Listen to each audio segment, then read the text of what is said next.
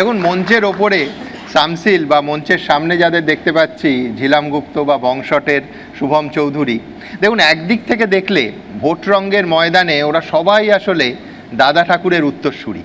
দাদা ঠাকুর সেই কবে লিখেছিলেন, কোন গায়ে তুই ভোট ভিখারি, কোন গায়ে তোর ঘর, ভোট নিবি তো গোটা কত, কথার জবাব কর। এখন কথা হচ্ছে, এত অসঙ্গতির জবাব যাদের দেয়ার কথা তারা কতটা ক্রুদ্ধ হন। কুণাল কামরার পরিণতি তো আমাদের সামনেই আছে। আচ্ছা, একটা ব্যঙ্গচিত্র আজকের পরিভাষায় যাকে মিম বলে, সেটা ফরওয়ার্ড করে গ্রেফতার হতে হয়েছিল অধ্যাপক অম্বিকেশ মহাপাত্রকে।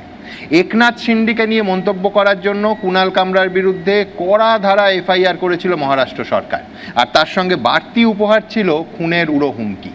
সুতরাং ওপেন ফোরামে ওদের কাছ থেকে এটাও জেনে নেওয়া যাবে যে ভোট রঙ্গে এই নির্মল হাসি জোগানোর বিটকেল বাঙালি, বংশট বা ঝিলাম গুপ্তকে মেপে মেপে পা ফেলতে হয় কিনা।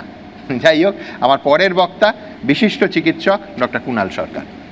নমস্কার, সুমনকে ধন্যবাদ আর শামসিলকে অনেক অনেক ধন্যবাদ, কারণ আজকে সন্ধ্যাবেলায় ও আমাদের গণতন্ত্র সম্বন্ধে যে অন্তর্দৃষ্টিটা দিল, সেই অন্তর্দৃষ্টিটা আমাদের সবাইকে অনুপ্রেরিত করেছে।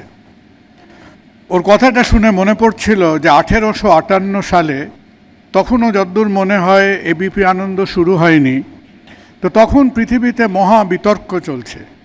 সেই বিতর্ক করছেন একাধারে এব্রাহাম লিঙ্কন এবং তার সঙ্গে স্টিভেন ডাগলাস।